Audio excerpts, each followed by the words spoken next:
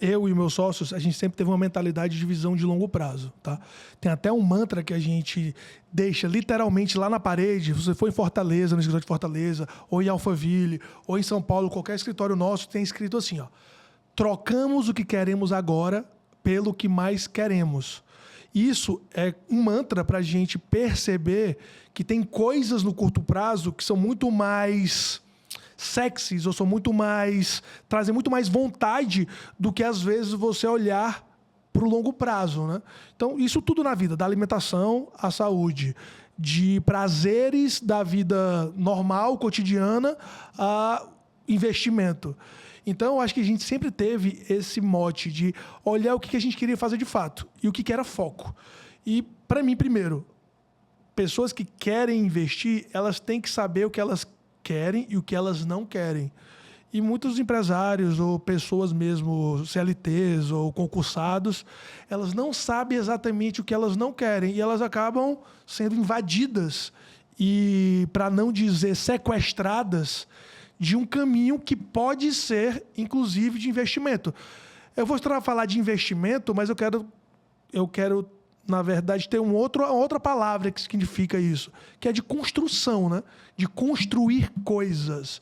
Então, a gente sempre teve essa vontade, esse ímpeto, e nem sempre a gente teve essa noção, mas a gente sempre teve essa vontade de construção. Bacana, uma coisa super interessante. Essa frase, né? E essa questão de você ter uma estratégia, saber o que você vai colocar, a questão do longo prazo, né?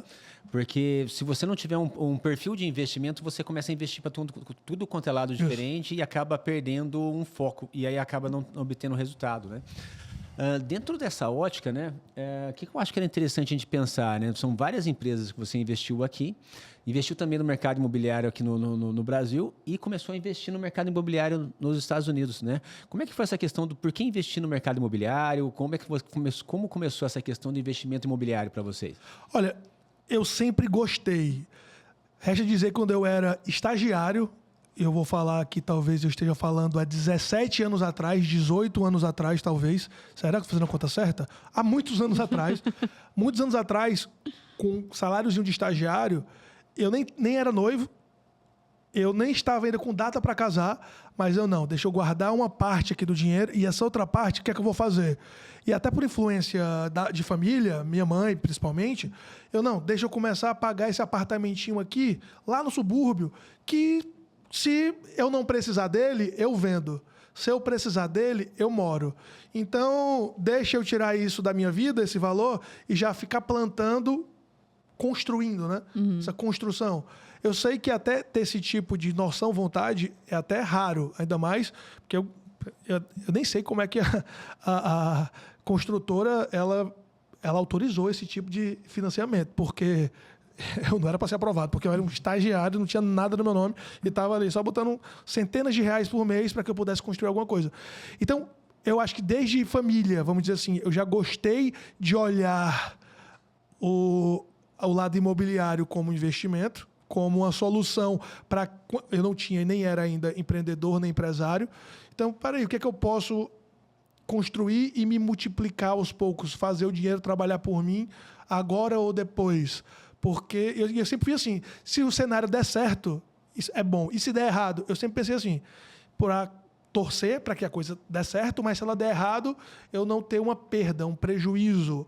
Então, beleza, tu compra um terreno, ele pode ser invadido, mas se tu compra um projeto imobiliário, tu acaba, se der tudo errado, tu tem o imóvel, né?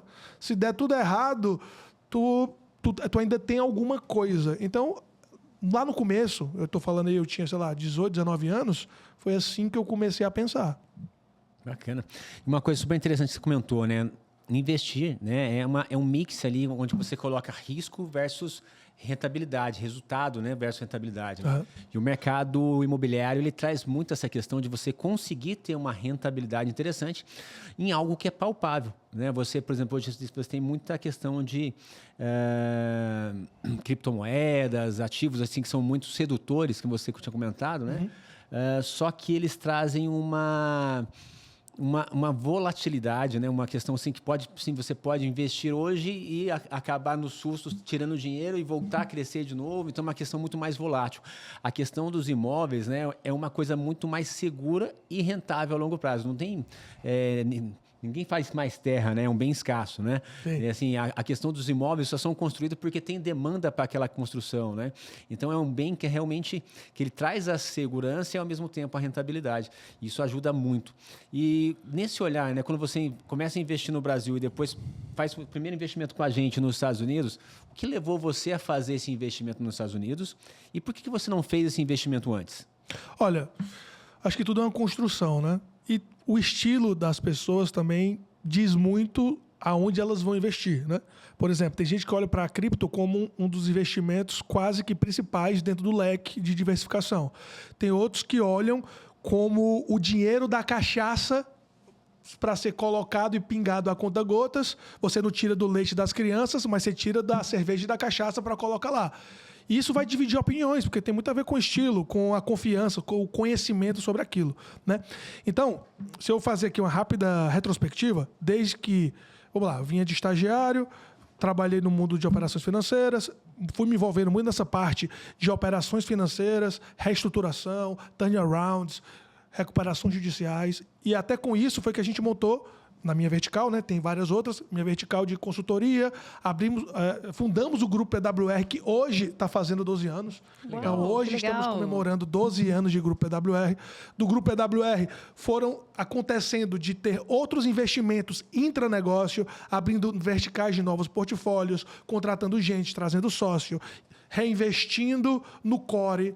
Então, assim, essa é uma pergunta que ela é muito ampla, porque primeiro a gente foi reinvestindo aonde? No que era core, no que a gente já sabia fazer. E depois, nos negócios que estavam à margem, que poderiam ser trazidos para dentro, tipo capacitação corporativa, com a Capital Upgrade, que hoje associou, ou com os programas de M&A, ou com os programas de mentoria. Tudo isso a gente foi reinvestindo no próprio negócio. Só que, à medida que você vai se relacionando com empresários, vão aparecendo outras oportunidades.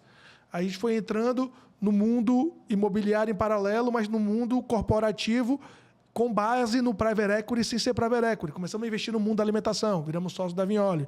Começamos a investir no mundo da saúde. Entramos numa empresa de diagnóstico de imagem, outra empresa de APH e de home care. Entramos de mídia e fomos entrando.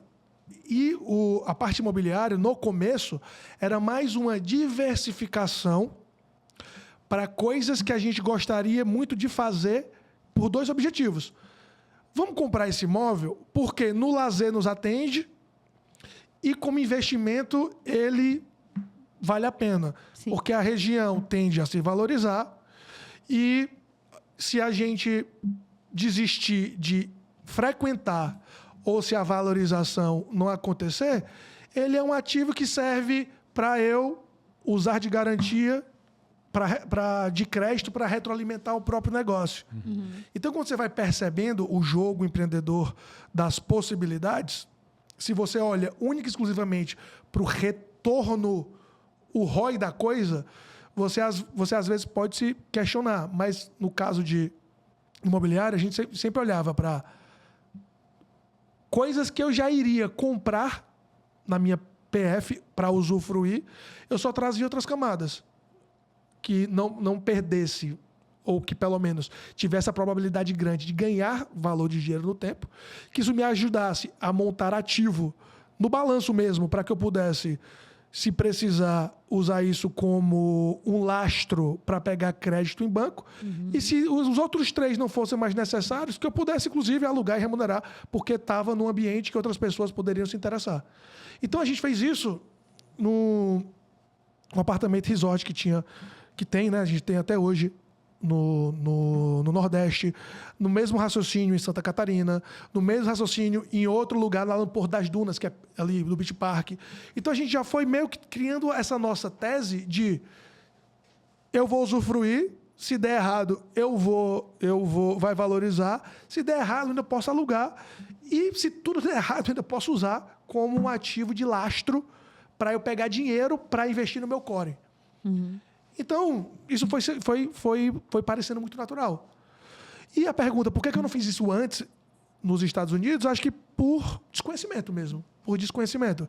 Se a gente soubesse 8 anos atrás, que quando a gente começou a olhar para esse lado imobiliário como, tá, a gente não precisa mais usar essa grana toda para investir no core, tá sobrando, onde é que mais a gente pode investir?